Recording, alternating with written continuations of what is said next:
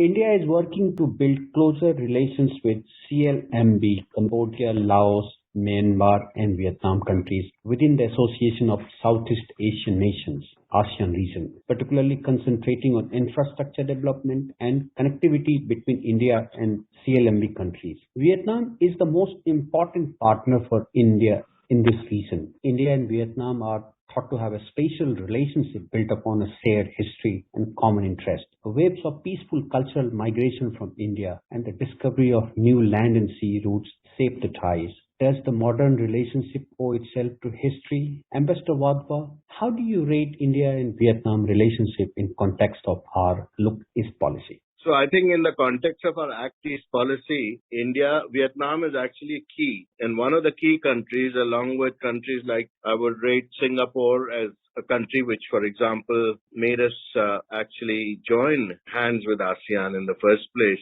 And then, strategically important countries like Indonesia. But you're right that in the sense that since India wants to strengthen our relationship with the CMLB countries, Vietnam has played a key role as far as standing up to China in the South China Sea is concerned in the current circumstances, leading the ASEAN charge for a fair and equitable code of conduct in the South China Sea, and has also always cooperated with India in variety of fields. Most importantly, recently, in terms of defense cooperation, for instance, and also as far as India is concerned, we have, you rightly pointed out, civilizational links. So India is also restoring the Cham civilization at the moment in Vietnam. So all in all, it's a very comprehensive, very important relationship that India has with Vietnam in the context of our Act East policy. And Mr. Modi had a telephonic conversation with the General Secretary of Communist Party of Vietnam, Mr. Trong. Two leaders spoke about bilateral ties, and PM Modi emphasized that how important is Vietnam from India's Act East policy. Prime Minister reiterated Vietnam's strategic position, as we have seen that China is increasing its presence in that area. So India becomes very important player as well there. Our trade relationship is not much. And Prime Minister Modi sought to enhance the scope of bilateral relationship besides working for expeditious progress on existing initiatives. What are the areas in which we see two countries having a comprehensive strategic partnership? So I would say there is much scope for our bilateral economic and investment relationship, first of all. As you rightly pointed out, we need to do much more in that area. And our trade in 2020-21 was about $12.3 billion, which is perhaps on the highest that we have reached, but still not enough.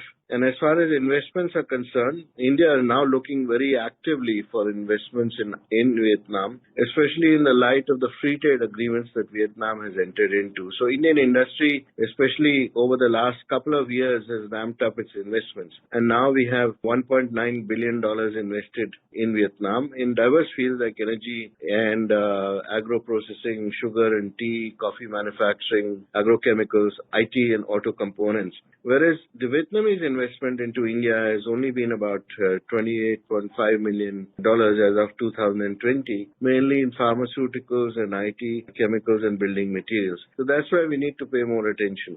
Secondly, we now have a very active exploration of investments from India by Adani Green and Suzlon Energy, who are both exploring some very big projects. In terms of our investments in the oil and gas sector, the 2006 investment by ONGC Videsh has not yielded any results so far, but they've already got the 7th extension, possibly because of the fact that their presence is strategically important due to the South China Sea dispute that Vietnam has with the Chinese. But at the same time, we've had a find by SR Oil and Eni, their partner from Italy, in 2019. And this company is now looking to invest almost $11 billion into Vietnam. That is, of course, in waters which are not disputed. So we do not have that strategic angle to it. But at the same time, from the investment point of view, I think that will be a very important investment. The third issue where we should look for more investments and bilateral cooperation is in terms of collaborations in defense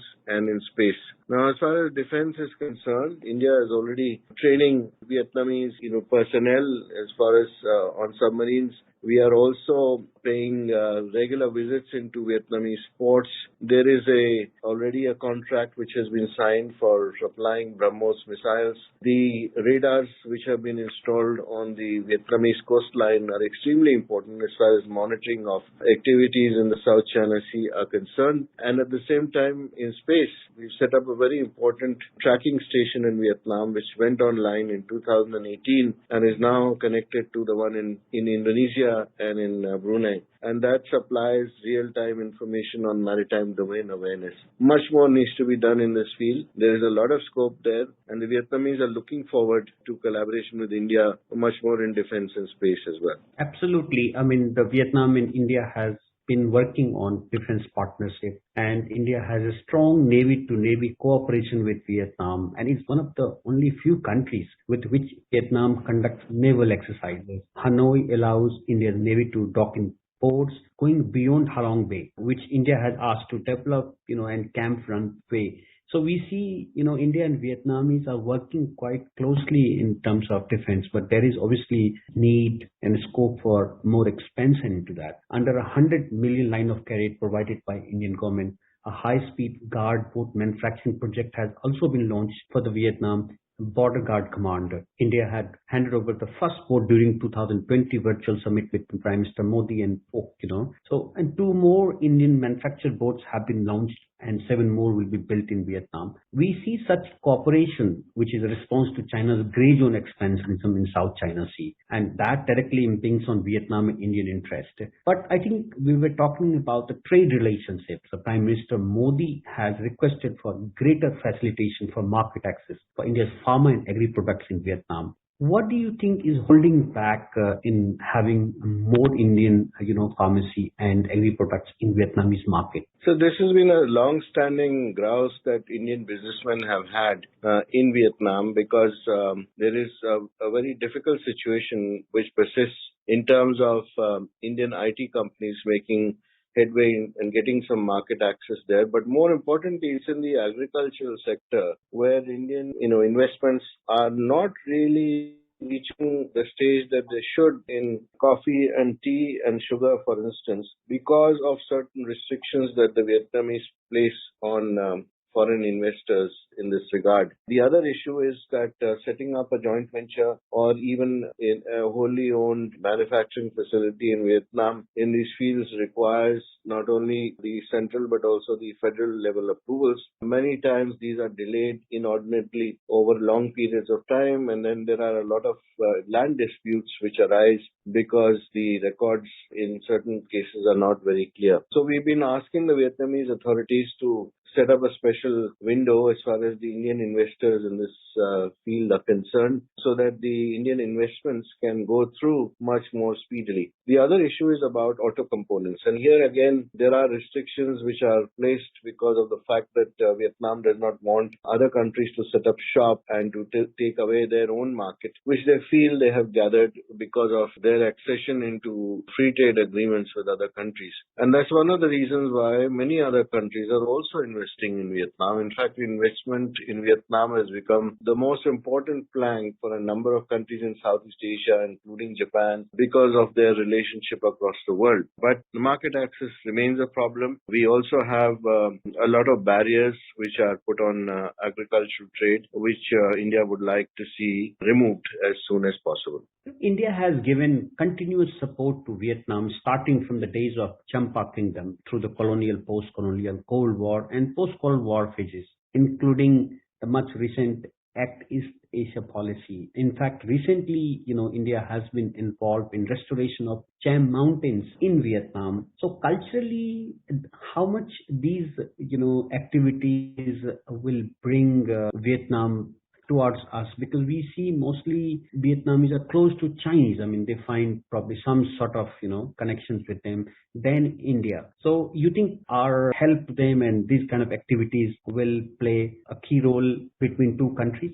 Absolutely, because Cham civilization is a very old civilization which with historical links to India, and the structures over there directly bear an imprint of the Indian architecture, and that also proves the fact that India at one point in time had very important linkages with the whole of Southeast Asia, and that includes countries like Indonesia, like Cambodia, like Laos, and Malaysia. And the civilization of Cham in Vietnam has actually been lost to the current generation for a number of centuries because it was in ruins till India stepped in and offered to restore it. Currently, Indian teams are working in Cham and are doing a very good job. As far as India is concerned, the historic linkages are extremely important, where the Indian scholars, for example, have written a lot about Cham civilization, and the linkages that this will create between India and Vietnam in the future are enormous. So quite obviously, for a long period of time, the reign by Chinese dynasties in Vietnam, that has held sway, but the discovery of Cham and restoration will bring the linkages of India forward, and in the future, it will play a much bigger role. There will also be Cham studies which will be initiated in a number of institutes, at least in India. And the Vietnamese are also planning to ramp up these studies and to understand more about their own civilization and these linkages with India. Ambassador Wadhwa, thank you very much for your time. Thank you very much.